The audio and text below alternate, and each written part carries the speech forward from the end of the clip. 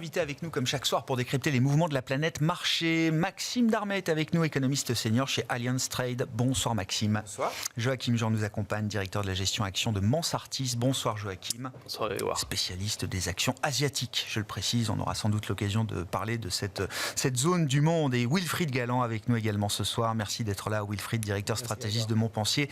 Arbevel, les enseignements de la séquence. Je le disais, on n'en est pas à la première capitulation de Trump sur les tarifs. C'était allé très vite pour la Colombie au tout début de son mandat. On s'en souvient à peine. C'est allé assez vite également sur le Canada et le Mexique avec une série d'exemptions importantes qui est venue assez rapidement pour ces deux pays.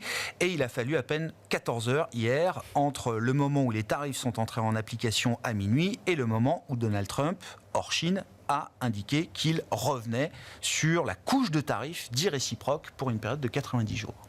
Oui, je pense qu'on a eu globalement trois types de pressions qui sont exercées sur Donald Trump et son administration. Le premier type de pression, ce sont des pressions politiques. On a vu que le bloc commençait à se fissurer légèrement, en particulier quand on voit un Ted Cruz, le sénateur du Texas, qui est quand même un poids lourd de la majorité républicaine au Sénat, qui avait déclaré 2 jours avant qu'il n'était pas en faveur d'une augmentation sur la consommation des Américains.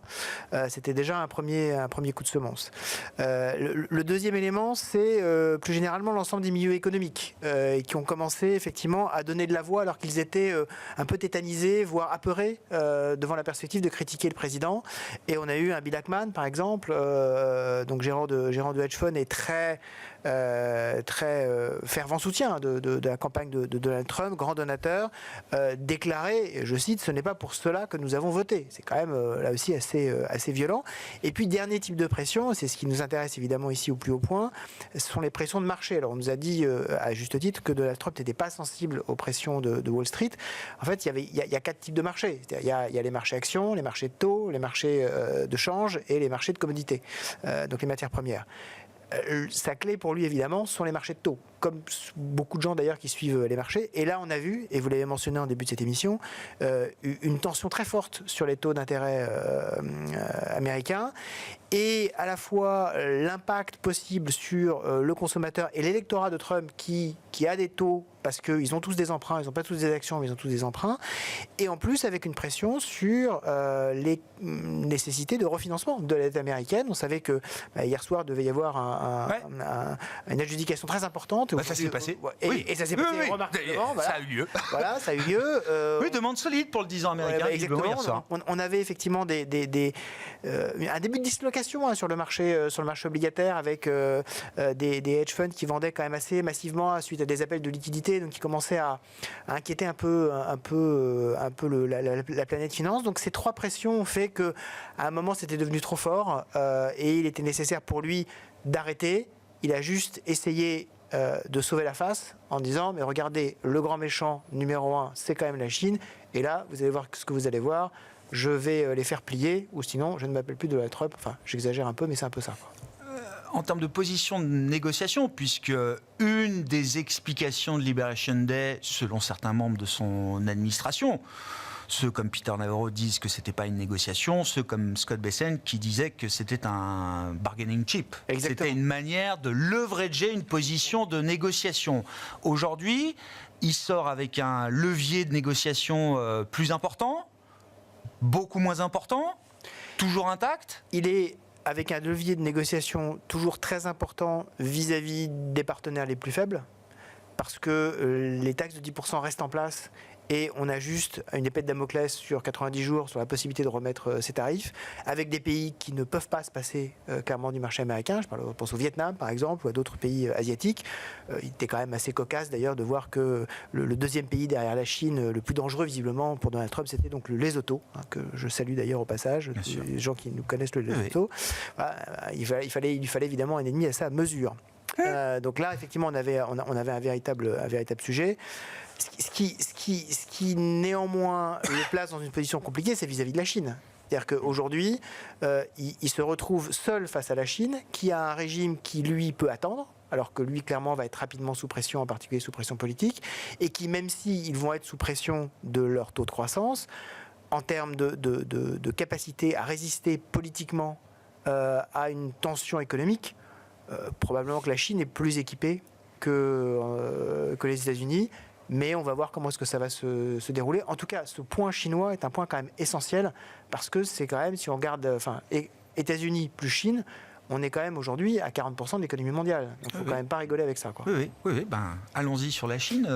Joachim, alors je rappelle, vous êtes directeur de la gestion actions de Mansartis, mais vous avez une expertise spécifique sur les actions asiatiques. Et donc vous regardez la Chine, j'imagine, de près, Joachim. Quand même. Comment on se sort de l'affaire ? La Maison-Blanche est en train de clarifier, donc c'est 125% de tarifs, mais auxquels il faut ajouter les 20% précédents qui n'ont jamais été enlevés depuis Trump, premier mandat. Donc la Maison-Blanche dit c'est bien un cumul de 145% de tarifs désormais sur les produits chinois importés par les États-Unis. Je parlais d'embargo total.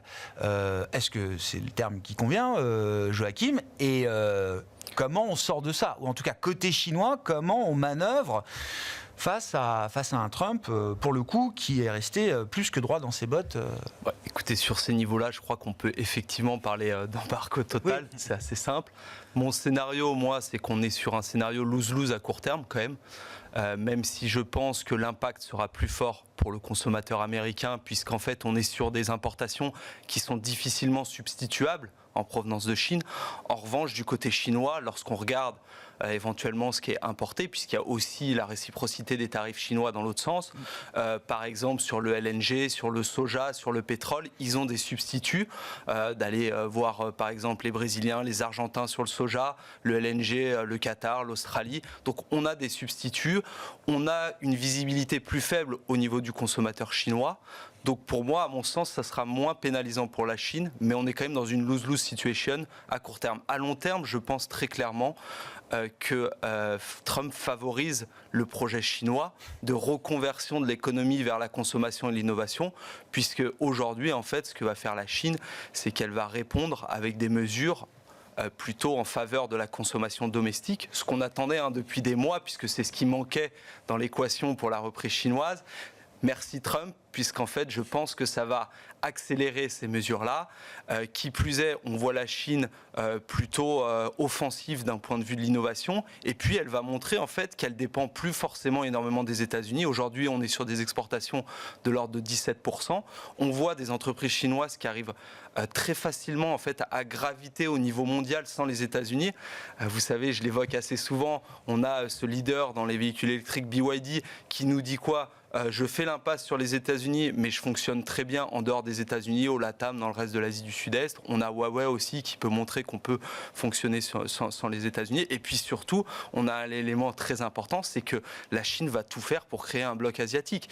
Et en fait, c'est pas anodin si on voit une communication sur la relance du RCEP avec le Japon et la Corée du Sud, et puis l'agenda de Xi Jinping prochain qui va aller au Vietnam, qui va aller en Malaisie pour s'entretenir avec les autorités locales. Donc il y a une volonté d'être aussi leader sur un bloc asiatique et de montrer qu'on peut réussir sans les États-Unis. Donc à long terme, à mon sens, la politique actuelle de Trump va renforcer la stratégie chinoise. Dans ce contexte-là et avec la stratégie très claire que vous délivrez, enfin que vous expliquez sur le moyen long terme pour la Chine, l'idée d'une dévaluation du yuan n'est pas une option qui serait une option satisfaisante, y compris pour Pékin ? Non, je pense pas. Je pense que c'est un mécanisme sur lequel ils vont être très pragmatiques. Ils vont pas être totalement fous pour rentrer dans une guerre d'échange au risque de voir quand même une sortie des capitaux assez importante. Ils vont faire ça de manière assez smart, on le voit. Ils jouent sur les fixings, ça marche plutôt bien. C'est pareil en fait pour la dette américaine qui est détenue par les Chinois. L'idée pour eux, c'est pas totalement de la shooter sur le marché, c'est de le faire progressivement, de montrer qu'ils ont un moyen de pression. De toute façon, ils ont déjà... Voilà, ils ont déjà vendu beaucoup de dettes américaines par rapport au pic du stock qu'ils ont pu avoir constitué à un certain stade. Dans le futur, mais on est plus sur un objectif moyen-long terme, un peu d'étranglement à long terme. On n'est pas sur une pression forte à court terme. Donc il y a tous ces mécanismes-là. Et puis d'un point de vue budgétaire et monétaire, ils ont beaucoup plus de marge de manœuvre. On l'a vu sur leurs objectifs, ils vont augmenter le pourcentage du déficit et d'un point de vue monétaire, je pense qu'il va y avoir des annonces aussi de baisse du taux de réserve obligatoire assez prochainement. Donc tout ça qui peut entraîner plutôt un vent en faveur des actifs chinois. Maxime, sur le plan macro, quels sont les enjeux des 90 jours là, désormais? Alors il y a l'aspect négociation commerciale, mais qu'est-ce qui va se passer aussi sur le plan macro pendant ces 90 jours? Et puis, est-ce qu'il y a déjà des dommages irréversibles? C'est-à-dire cette séquence qui a généré quand même un niveau d'incertitude maximal. Est-ce parce qu'on a annoncé une pause de 90 jours qu'on peut rétablir l'entièreté de la confiance perdue en 90 jours quasiment de mandat de Donald Trump? Non, je ne crois pas. L'incertitude, elle va demeurer de toute façon. On a encore 3 mois, donc on ne sait pas dans 3 mois, si ça se trouve, le président Trump va revenir avec une nouvelle slab de tarifs. Ça, c'est le premier point. Deuxième point, d'autres politiques hétérodoxes peuvent arriver. Il n'y a pas que les tarifs dans le programme du président Trump. Il y a aussi la politique du dollar. Il y a aussi la politique monétaire. Il n'est pas très content avec les taux d'intérêt de la Fed. D'ailleurs, j'ai vu ce matin qu'il a demandé à la Cour suprême l'autorisation de pouvoir licencier des hauts responsables d'agences. La Fed n'est pas explicitement nommée là-dedans, mais il voudrait quand même revenir sur cette règle depuis 90 ans qui dit que c'est le Congrès qui a la main sur les nominations du board des gouverneurs du FOMC et de la Fed. Donc attention aux nouvelles mesures hétérodoxes qui peuvent arriver, ça commence déjà potentiellement à arriver. Choc énorme d'incertitude qui va durer. Sur le plan de l'économie mondiale, on a quand même un tarif moyen, vous l'avez dit, de 25%. Oui, c'est ça, j'ai vu 24, oui, 25. 24 heures, tout le monde a un petit peu oublié. Ah mais non, mais ça reste x10 par rapport à ce qui prévalait avant. C'est un niveau que personne n'avait envisagé il y a encore quelques mois. Donc ce niveau moyen de 25% sur les imports... Parce qu'on a 145% sur la Chine. La Chine est un des premiers fournisseurs, voilà. Vous l'avez dit, près de la moitié des biens chinois exportés vers les États-Unis sont des biens critiques, c'est-à-dire qu'il n'y a pas de capacité de les substituer à court terme ou de trouver des fournisseurs alternatifs. Donc les Américains vont devoir continuer à importer au moins la moitié de leurs importations depuis de la Chine. Ouais. Donc effectivement, des hausses de prix. Donc le consommateur, pendant l'été, va commencer à voir les effets sur les prix, sur l'inflation, parce que ça va prendre un petit peu de temps. Le rapport CPI ce matin était plutôt bon, c'est vrai, avec aucune incidence pour l'instant sur les prix des biens. C'est la première chose qu'on regarde. En revanche, on parle du mois de mars. Il n'y avait pas tous ces tarifs. Il y avait le Mexique et le Canada essentiellement. C'est ça. Et l'acier et l'aluminium. Effectivement, c'est beaucoup trop tôt pour voir les effets sur les CPI. En revanche, un point du rapport qui était moins bon, qui a moins été cité, mais qui est très regardé par le consommateur et les lecteurs américains, c'est le prix des biens alimentaires. Beaucoup est importé notamment du Mexique, fruits, légumes. Et ça, il y a une tendance très nette à la hausse. Et les prix de production, qui sont le meilleur indicateur pour prévoir les prix alimentaires à la consommation au cours des 6 prochains mois, sont en forte hausse. Donc l'inflation alimentaire, elle arrive. L'inflation des biens, elle arrive probablement, même si on ne la voit pas encore dans les données. Donc je pense que les prochains mois vont être mouvementés, l'été va être mouvementé, et les pressions sur la Fed, je pense que ça va être un des éléments à regarder de près. Qu'est-ce qui va se passer? C'est la prochaine bataille de Trump. Je pense que c'est une des prochaines batailles du président Trump, effectivement. Parce que jusqu'à présent, ils ont été très sympas. Puisque le président Trump, il va voir l'économie américaine, je pense, fortement ralentir. Donc il va demander à la Fed de donner un coup de main, puisqu'au Congrès, il faut beaucoup plus de temps pour faire passer un paquet législatif de baisse de taxes. Ça n'arrivera pas avant la fin de l'année. Même si à court terme, un dernier point là-dessus, il peut peut-être utiliser une partie des recettes douanières pour relancer des subventions industrielles. Oui, mais enfin, beaucoup moins de recettes douanières, puisqu'il n'y a plus les tarifs réciproques. Alors, sur le niveau actuel, si ça se maintient peu ou prou, on est entre 300 et 400 milliards de recettes additionnelles. Vous, prolonger les tax cuts Trump, c'est 400 milliards par an. Ou à peu près. 300-400 milliards, c'est ça, par an. Donc, on peut les financer. Mais c'est une prolongation. Alors, attendez, vous avez la prolongation, vous parlez de la prolongation, mais il y a aussi les nouvelles. Bien sûr, ça ne finance pas les nouvelles baisses d'impôts, on est d'accord. Non, mais il va falloir financer aussi la prolongation des tax cuts. Bien évidemment. La Chine, là, pendant ces 90 jours, le fait que le reste du monde ne soit plus taxé qu'à 10% à l'entrée du marché américain, ça va rerouter, la Chine va en profiter pour rerouter énormément de produits par ses partenaires classiques et les nouvelles routes qu'on a vues se développer depuis la première guerre commerciale. Vietnam, Mexique ou autre. Effectivement, Maxime. choc massif de compétitivité relative. puisque les droits de douane sont à 10% pour tout le monde, sauf pour les Chinois. Donc notamment les pays asiatiques dans la région, ils ont un choc relatif de compétitivité favorable. Notamment, on parle beaucoup du Vietnam, les pays du sud-est asiatique, dans une moindre mesure l'Inde aussi peut-être. Rerouting, peut-être, mais attention, l'administration Trump est très au fait de cette problématique du rerouting. Ah oui. Donc dans les prochains mois, on parlait des politiques hétérodoxes, j'ai parlé de la Fed, mais il y a une nouvelle politique hétérodoxe. Encore la politique Tarif commerciale. secondaire. Des tarifs sur les produits chinois qui viennent au Vietnam, par exemple. Ouais, ça peut faire partie des deals. D'accord. Attention, ou deuxième élément, ou deuxième levier d'action, il faut un contenu minimum du produit vietnamien avant qu'il vienne aux États-Unis. S'il y a X% du contenu qui est chinois, on ne le prend pas. Il y a déjà des pays qui sont protégés. J'ai en tête que l'Indonésie a déjà mis des barrières tarifaires par rapport aux produits chinois avant même que Trump ne soit réélu. C'est massif pour l'économie mondiale, parce que vous avez un surplus massif de production, qui est d'ailleurs corroboré par les dernières données de prix de production en Chine, moins 2%, moins 2,5% sur un an, ce qui signale qu'il y a une surproduction massive en Chine. Cette production risque de se déverser, de s'écouler dans les autres marchés, notamment les marchés européens. Et donc, on va répondre à ça, Wilfried ? On va espérer que non. Toute la question en fait qui se pose sur cet environnement-là, c'est quel va être l'impact sur la croissance globale et quel va être l'impact sur la croissance américaine. Parce que là, on raisonne en fait beaucoup à isocroissance en fait. Quand on raisonne sur la base fiscale, on raisonne à isocroissance. L'ombre de la récession a disparu depuis hier ou pas ? Pas du tout. Ce qui est très clair, c'est que les droits de douane agissent comme, et c'est d'ailleurs Ted Cruz qui le rappelait, comme un impôt massif en fait. Là, on est en train en fait de relever massivement les impôts sur. En fait. Maintenant, la voix de la raison, c'est devenu Ted Cruz. Il faut quand même se souvenir qu'il est Ted Cruz. Mais bon, on en est là. J'attends désormais la Pity, Marjorie et Green. C'est le stade d'après. Mais pas celui qui faisait griller du bacon sur sa mitraillette pendant la première campagne. C'est ça. Exactement. Bon. Donc là, mais ça c'est le stade. Mais en tout cas, il a compris la mécanique économique des tarifs, Ted Cruz. Voilà. Et en fait, ce que ça nous dit, c'est que sur 70% de la croissance américaine, donc la consommation, on va avoir une imposition massive. Ouais.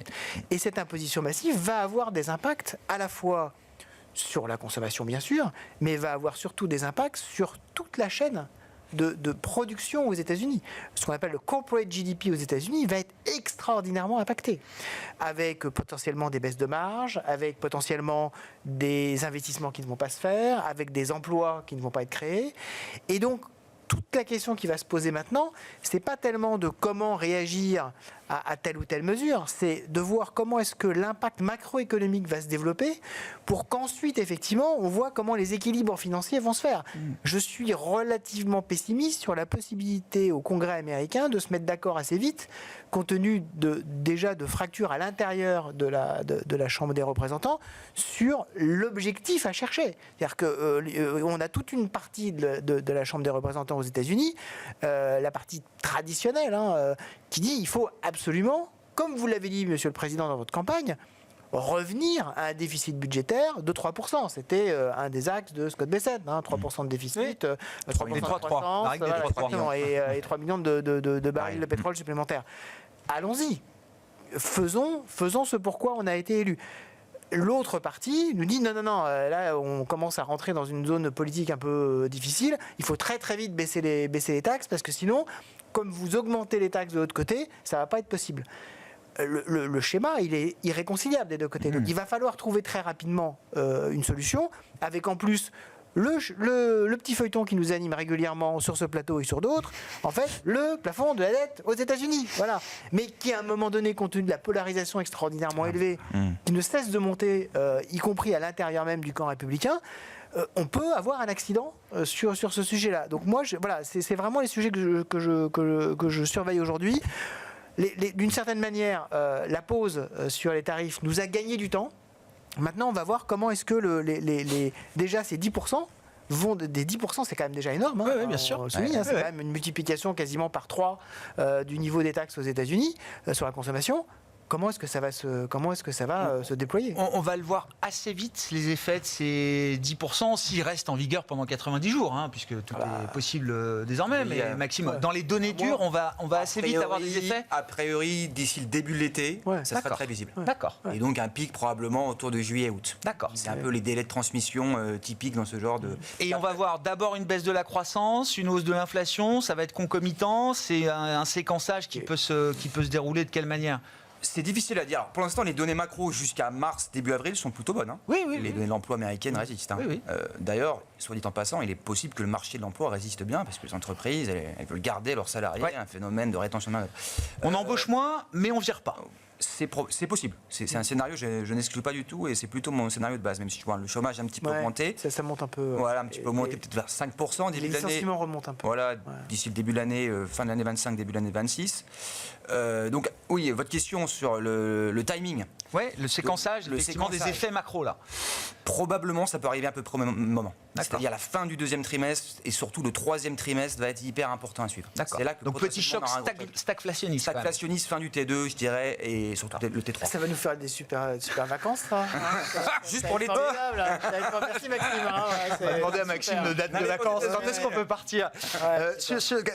Vos commentaires, bien sûr, Joachim. Et puis, le prisme du stock picker, de l'analyse des entreprises. On entre dans la période de publication de résultats. Moi, j'ai hâte de découvrir quels vont être les messages des entreprises, les grandes entreprises américaines, mais aussi européennes, et puis asiatiques. Est-ce qu'on va avoir un rush de capex vers les États-Unis, puisque ça fait partie des objectifs et que Donald Trump fait le compte de toutes les entreprises qui sont prêtes à investir? Est-ce qu'on va avoir un mouvement inverse? Non, mais pourquoi pas? Et pourquoi pas? On a bien eu des boîtes qui ont annoncé quand même certains plans de capex jusqu'à présent. Une communication symbolique, je pense, qui va être très vite relayée par Donald Trump. Après, les boîtes n'ont plus envie d'aller investir aux États-Unis. Alors, je ne suis pas chef d'entreprise, une multinationale. Je me mets à la place d'un chef d'entreprise. Je pense qu'il faut être totalement fou aujourd'hui pour dépenser des milliards de dollars d'investissement avec des plans à capex sur plusieurs années, dans un niveau d'incertitude aussi important, sur une politique qui est totalement instable. Et puis, on va avoir les mi-termes, puis dans X années, on aura un autre président. Pour moi, c'est totalement fou de penser ça. Aujourd'hui, à mon sens, le mal est fait. Quel que soit le scénario. On ne sait pas vers quel scénario on va s'orienter, mais le mal est fait, que ce soit au niveau du consommateur, du chef d'entreprise ou des investisseurs.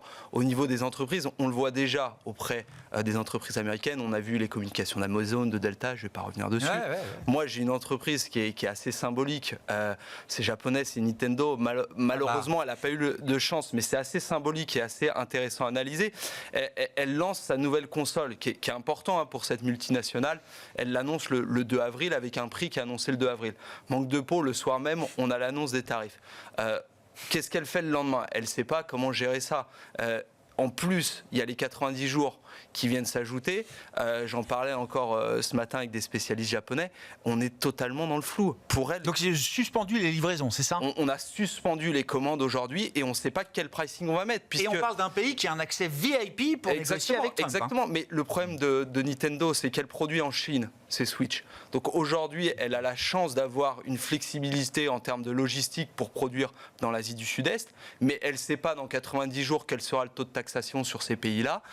Elle ne sait pas quel prix elle doit mettre sur cette console-là. Donc aujourd'hui, on est dans l'attente, on ne met pas de prix, on ne met pas de précommande aux États-Unis et on a un impact sur cette entreprise-là. Mais c'est symbolique, mais ça va être le cas pour toutes les entreprises. On est dans un tel niveau d'incertitude que le mal est, à mon sens, déjà fait. Une donnée très parlante de ce point de vue-là, alors je parle sous le contrôle de Maxime qui est économiste US chez Allianz Trade, mais donc l'enquête NFIB auprès des petits patrons.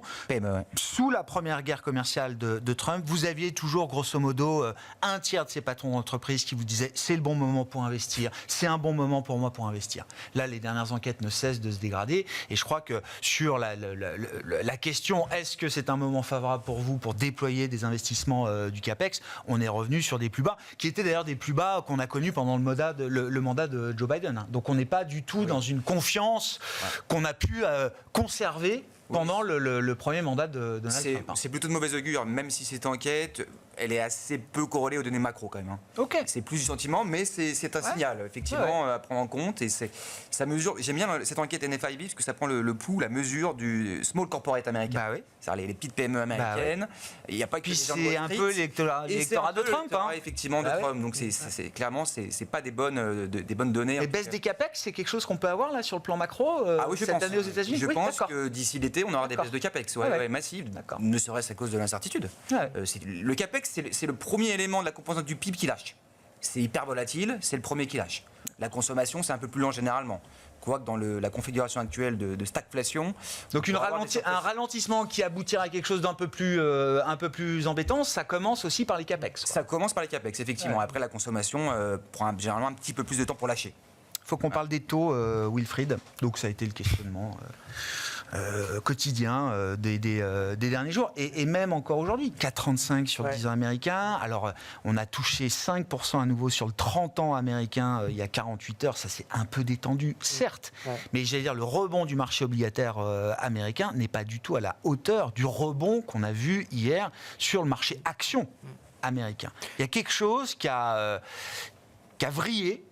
Alors, certains le situent vendredi dernier, peut-être 4 avril, ou sur la séance de lundi 7 avril. Il y a un truc qui s'est cassé dans le marché obligataire. Je pense qu'il y a deux éléments qui impactent le marché obligataire. Il y a un élément clair qui est les perspectives de récession. Et ça peut jouer dans le sens inverse, les perspectives de manque de confiance dans l'économie américaine. Et donc, quand vous avez des perspectives de récession, vous achetez plutôt de la dette américaine.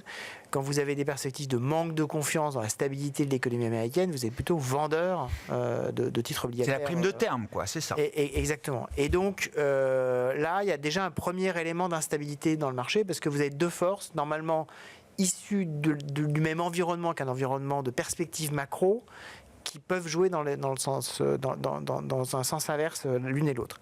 Et puis vous avez un deuxième élément qui est lié à l'extrême volatilité qu'on a eue sur les marchés et à l'extrême niveau de pessimisme qu'on a vu se déployer. Elle a remonté aussi très très forte des taux. Ce sont des éléments techniques sur le marché des taux qui ont fait que le fameux, alors tout le monde a parlé de ce fameux basis trade, et globalement tous ceux qui étaient très leveragés, qui avaient des effets d'endettement extraordinairement forts sur le marché des taux américains. On parle de niveaux de multiplicateurs d'endettement de 20, 50, voire 100 pour certains Au-delà de ces facteurs techniques de liquidation, Wilfried, ma question était un peu plus fondamentale. Je l'ai mal posée, mais est-ce que le statut des treasuries a été un peu abîmé? Est-ce qu'il y a un changement de régime de ce point de vue-là? Ou en tout cas une interrogation sur la possibilité d'un changement de régime sur ce marché d'actifs sans risque ultime. Je pense qu'il y a une très grande prudence de la part de beaucoup de gérants, à la fois des gérants obligataires, à la fois des fonds souverains, à la fois de ceux qui gèrent des réserves de banque centrale, en disant tout ce qu'on pensait être certain, moi j'ai appelé ça l'économie de la confiance. On avait confiance dans un certain nombre d'architectures juridiques dans lesquelles on pouvait véritablement évoluer avec une certitude absolue, elle est en train d'être ébranlée. Et Maxime le soulignait, les bruits qui ont circulé, qui circulent encore, de la demande de Donald Trump de pouvoir agir directement sur un certain nombre d'agences, y compris des agences financières. On sait que c'est quand même un de ses prismes importants. Il n'y a pas que les parcs nationaux dans la vie pour lui. C'est important, mais pas que ça. Et les pommes aux douches non plus. Et en fait, on sait très bien que ça fait partie de la confiance qu'ont les investisseurs internationaux dans le système financier américain global. Et donc globalement, moi je vois les discussions qui ont lieu avec des clients, avec des grands institutionnels. Nous, notre prisme numéro 1 en particulier dans notre activité historique de la partie Montpensier, c'était effectivement les institutionnels. Il y a des interrogations partout dans le marché là-dessus. Est-ce que je dois réduire ma partie américaine, mais pas la partie action, la partie effectivement treasuries, la partie dollar. Est-ce que je hedge davantage? Est-ce que je coupe encore? Il y a énormément d'incertitudes en ce moment, et si on nous en parle, ça veut dire qu'il y a déjà des choses qui ont été faites. Ça veut dire qu'il y a déjà eu des éléments qui sont déjà dans le marché. Et ce qu'on voit aujourd'hui, c'est effectivement le reflet de ça. Ça reste encore à des niveaux, je trouve, relativement superficiels. Je suis d'accord. On ne rentre pas dans le cœur du marché, ce qui, d'une certaine manière... Non, parce que c'est des questions que moi, personnellement, que j'ai jamais entendues et qui sont des questions explicitement posées aujourd'hui et qui n'étaient pas posées pendant Trump 1. On est d'accord. La petite phrase d'un stratégiste de Wall Street bien connu de Fundstrat, Donald Trump a cassé des covenants clés du capitalisme. Oui. C'est ce que j'appelle justement l'économie de la confiance. On est vraiment là-dedans. Et tout le sujet maintenant, c'est est-ce qu'on peut rebâtir cette confiance relativement rapidement?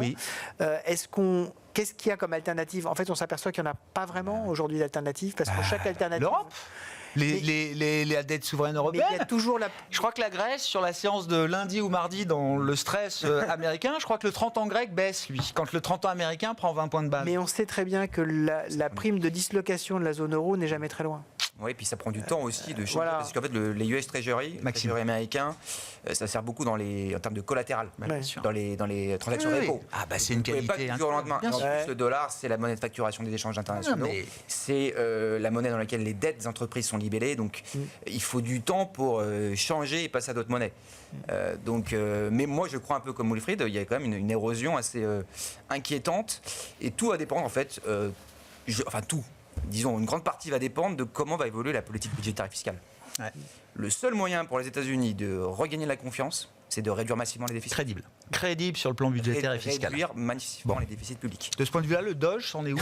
Ça aide? Non, mais ça aide ou pas? Et grâce à la récession, ça va être beaucoup plus facile. Alors, c'est un sujet, ça aide. Mais bien sûr. Et paradoxalement, la politique de Trump rééquilibre en partie le système mondial qui est qu'en Chine, il y a un excès de production, une insuffisance de la demande. Je crois que Joachim, tu as évoqué le fait qu'ils changeaient un petit peu de braquet, ils allaient repousser sur la consommation.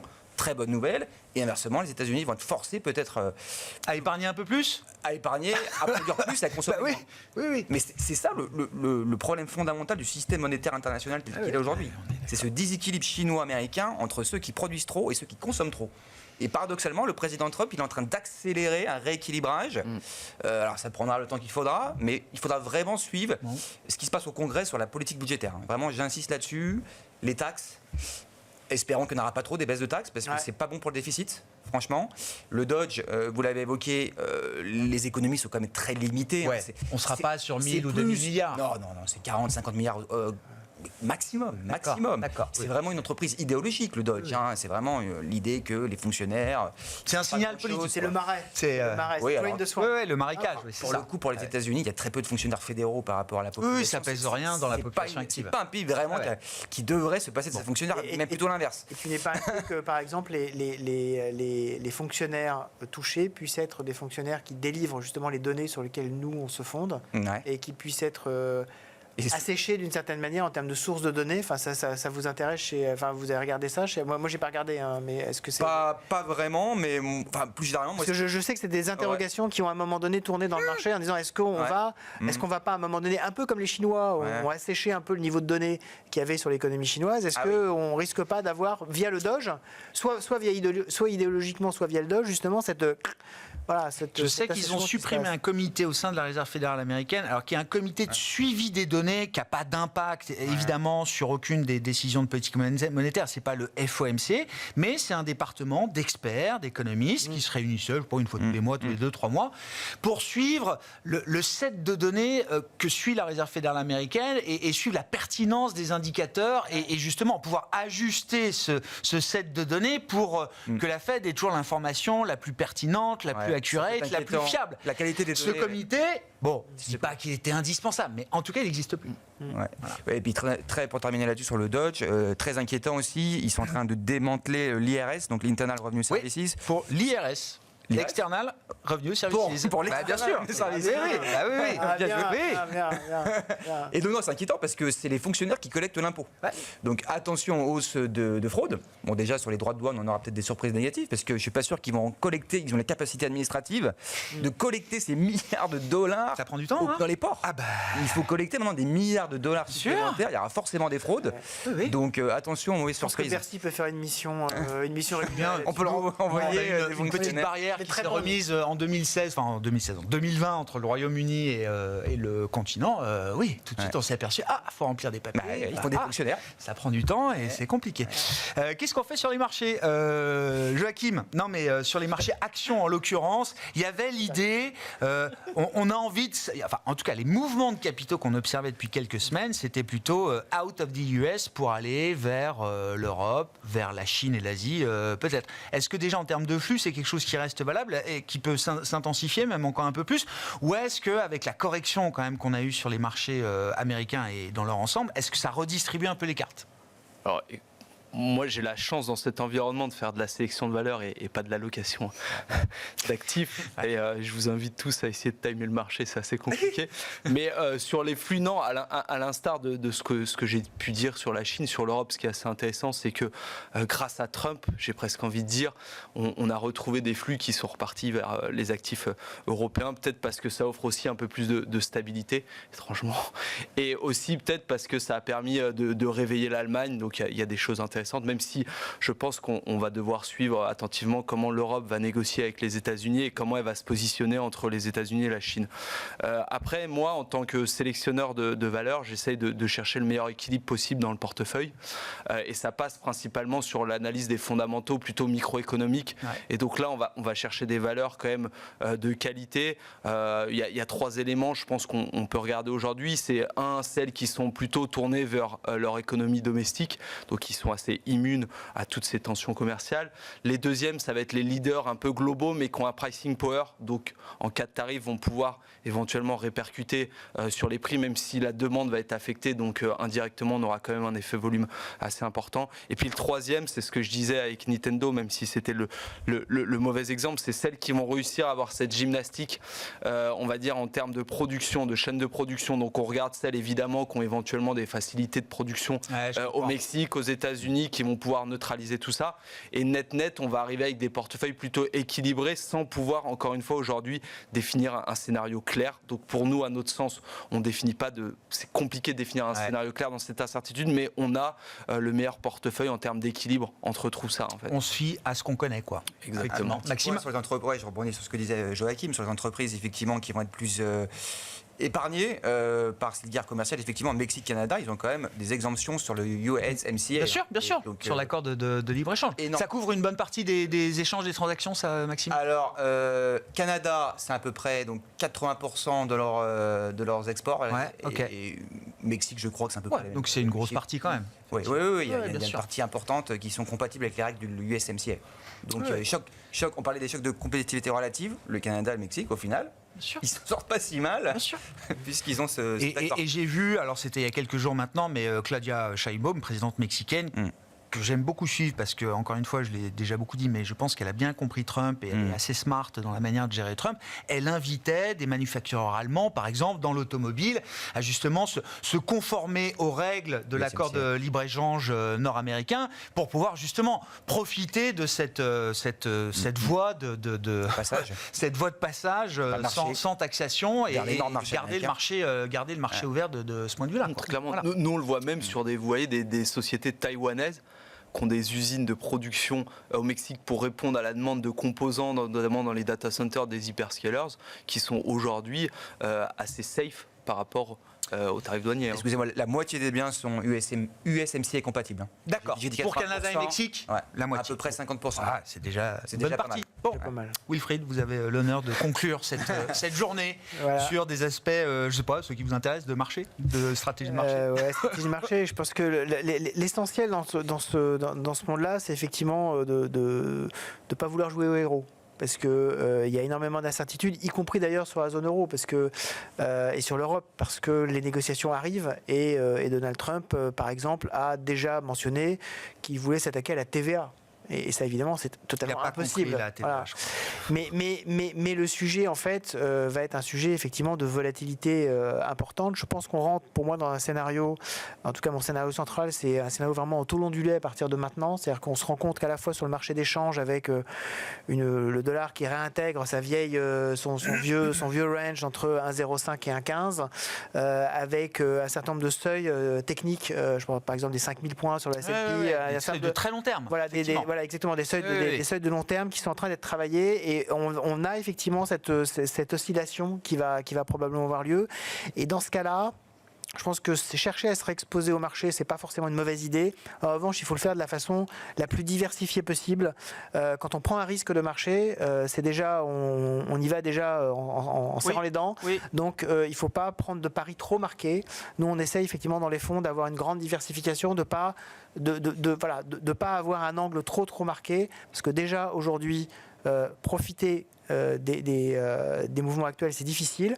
On sait qu'on doit le faire parce que effectivement il y a des niveaux d'entrée qui peuvent être intéressants, mais y aller effectivement de la façon la plus diversifiée, sans chercher à faire le malin, en essayant d'identifier un élément particulier du marché, c'est en ce moment trop dangereux. Merci beaucoup, messieurs. Merci d'avoir été avec nous en plateau ce soir dans Planète Marché. Wilfried Galland, Montpensier Arbevel, Joachim Jean, Mansartis et Maxime Darmet, Allianz Trade.